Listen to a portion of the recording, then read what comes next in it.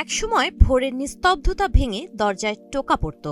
হাতে আসতো খাকি খাম বা নীল রঙের এয়ারমেইল।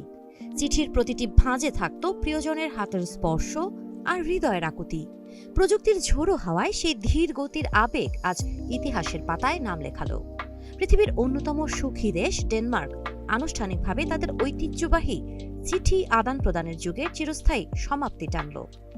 ইন্টারনেট, ইমেল, মেসেজ ও হোয়াটসঅ্যাপের যুগে কাগজে লেখা চিঠি ক্রমেই অপ্রয়োজনীয় হয়ে পড়েছে। সময়ের সঙ্গে তাল মিলিয়ে সেই বাস্তবতাকেই মেনে নিল ডেনমার্ক। দেশের রাষ্ট্রায়ত্ত ডাক সংস্থা পোস্ট নর্ড জানিয়ে দিয়েছে, ১৬২৪ সালে শুরু হওয়া এই ঐতিহাসিক পরিষেবা ৪০১ বছর পর বন্ধ হয়ে গেল। একটি দীর্ঘ ইতিহাসের অবসান। ৪ শতাব্দীরও বেশি সময় ধরে চলা ডাকযোগে চিঠি পাঠানোর প্রথা এবার আনুষ্ঠানিকভাবেই বন্ধ করে দিল ডেনমার্ক। মঙ্গলবারই দেশটির মাটিতে শেষ চিঠিটি পৌঁছে দেওয়া হয়েছে। এরপরই বিশ্বের প্রথম দেশ হিসেবে সম্পূর্ণভাবে চিঠি বিতরণ ব্যবস্থা বন্ধ করার ঘোষণা দিল ডেনমার্ক সরকার। ডেনমার্কের প্রাচীনতম সরকারি পরিষেবাগুলোর মধ্যে ডাক ব্যবস্থা ছিল অন্যতম। একসময় ব্যক্তিগত আবেগ থেকে শুরু করে সরকারি নথি সবকিছুরই ভরসা ছিল চিঠি। কিন্তু এখন দেশের নাগরিকরা প্রায় সম্পূর্ণভাবে ডিজিটাল যোগাযোগ ব্যবস্থার উপর নির্ভরশীল।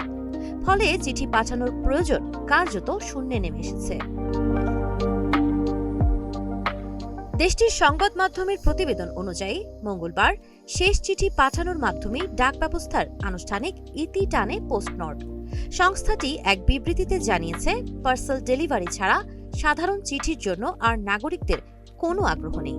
প্রিয়জনকে হাতে লেখা চিঠি পাঠানোর রেওয়াজ হারিয়ে গেছে।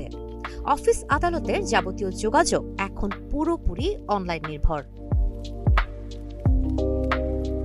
পোস্ট নর্ডের প্রধান নির্বাহী কিম পেডারসন এই সিদ্ধান্তকে ঐতিহাসিক বলে অভিহিত করেছেন। তার কথায়, একটি অধ্যায় শেষ হলো, আরেকটি অধ্যায় শুরু হচ্ছে। ভবিষ্যতে চিঠি বিতরণ নয়, বরং ই কমার্স ও পার্সেল ডেলিভারির দিকেই মনোযোগ দেবে সংস্থা।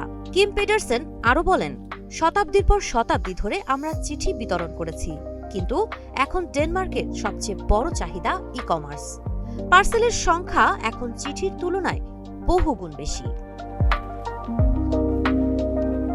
ডিজিটাল যুগের এই সিদ্ধান্ত আবেগঘন হলেও বাস্তবতারই প্রতিফলন। সময়ের প্রয়োজনে হাতে লেখা চিঠি এবং ডাকবাক্স এখন ডেনমার্ক তো বটেই, ইতিহাসের পাতায়ও জায়গা নিয়ে থাকবে। সাবা খান, নাগরিক প্রতিদিন।